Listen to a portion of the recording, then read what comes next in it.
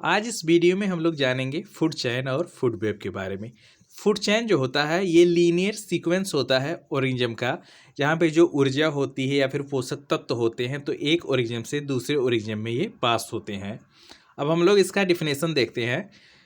तो food chain is the pathway through which energy flows from one organism to another in an ecosystem. यानी कि food chain जो होता है ये एक पाथवे होता है जिसके द्वारा एनर्जी फ्लो करती है एक ऑर्गेनिज्म से दूसरे ऑर्गेनिज्म में, इकोसिस्टम में।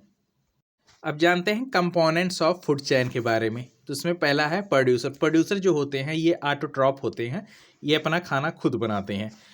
तो इसमें आते हैं ग्रीन प्लांट और अलगे, ये जो अपना खाना बनाते हैं तो ये फोटोसिंथेसिस के द्वारा अपना खाना बनाते हैं और ये हमेशा फर्स्ट ट्रॉपिक लेवल को ऑक्यूपाई करते हैं। सेकंड जो है ये है प्राइमरी कंज्यूमर, यानी हार्बीवोरस जो होते हैं तो ये प्राइमरी कंज्यूमर होते हैं।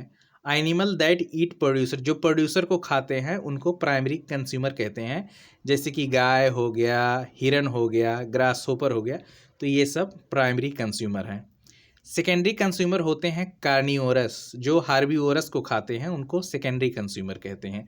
जैसे कि फ्रॉग हो गया, स्मॉल फिश हो गया, स्नेक हो गया, तो ये सब सेकेंडरी कंज्यूमर में आते हैं। टॉप कार्निवोरस जो होते हैं तो ये टर्सरी कंज्यूमर में आते हैं। Animal that eat secondary consumer, यानी जो एनिमल सेकेंडरी कंज्यूमर को खाते हैं उनको टर्सरी कंज्यूमर कहते हैं। इसके एग्जांपल है जैसे हॉक हो गया, शेर हो गया, शार्क हो गया, तो ये सब टर्सरी कंज्यूमर में आते हैं। लास्ट में है डीकम्पोजर, यानी कि बैक्टीरिया और फंजाई, तो ये जो डेड प्लांट और एनिमल्स होते हैं उनको तोड़ने का काम करते हैं, जिससे जो न्यूट्रिएंट होते हैं यानी कि पोषक तत्व तो ये सॉइल में फिर से रिटर्न हो जाते हैं। अब जानते हैं फूड चेन के एग्जाम्पल के बारे में। तो इसमें पहला है grassland food chain. Grassland food chain में जो प्रोड्यूसर होते हैं तो वो ग्रास होते हैं और ग्रास को खाता है ग्रास होपर, ग्रास होपर को खाएगा फ्रॉग, फ्रॉग को खाएगा स्नेक और स्नेक को खाएगा हॉक। दूसरा है पॉन्ड फूड चेन। तो इसमें पहले आएंगे फाइटोप्लैंक्टन, फाइटोप्लैंक्टन को खाएंगे जूप्लैंक्टन, जूप्लैंक्टन को खाएंगे स्मॉल फिश, स्मॉल फिश को खाएंगे लार्ज फिश और लार्ज फिश को खाएंगी बर्ड। थर्ड है फॉरेस्ट फूड चेन। तो फॉरेस्ट फूड चेन में जो प्रोड्यूसर होते हैं वो प्लांट्स होते हैं, प्लांट्स को खाएगा डियर और डियर को खाएगा टाइगर। अब जानते हैं फूड चेन के कैरेक्टरिस्टिक्स के बारे में।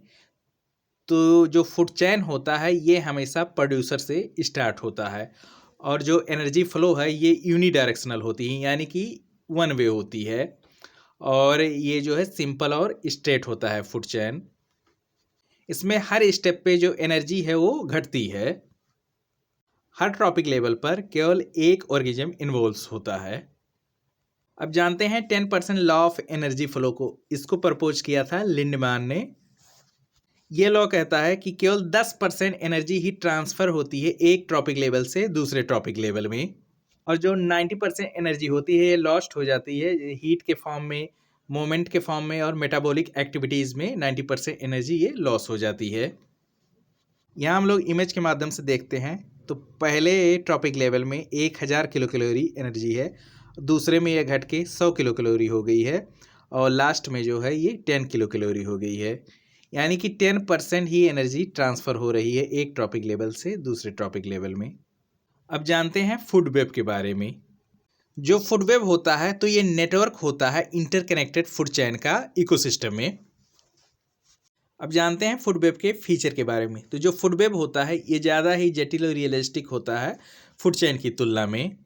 फूड वेब से हमको पता चलता है कि कैसे डिफरेंट पाथवे पे एनर्जी फ्लो करती है। फूड वेब इकोसिस्टम को स्टेबिलिटी प्रोवाइड करता है। अगर एक ऑर्गेनिज्म को हटा दिया जाए तो इससे जो सिस्टम होगा वो कोलैप्स नहीं करेगा। फूड वेब में हर ऑर्गेनिज्म के पास एक से अधिक भोजन के स्रोत होते हैं। अब हम लोग देखेंगे फूड वेब के एग्जाम्पल के बारे में। तो इसमें जो एग्जाम्पल लिया गया है वो ग्रासलैंड इकोसिस्टम का लिया गया है।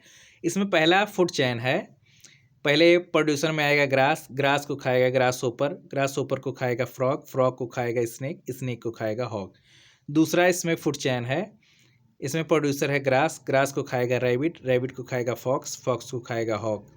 नेक्स्ट फूड चेन है ग्रास, ग्रास को खाएगा माउस, माउस को खाएगा स्नेक, स्नेक को खाएगा हॉग।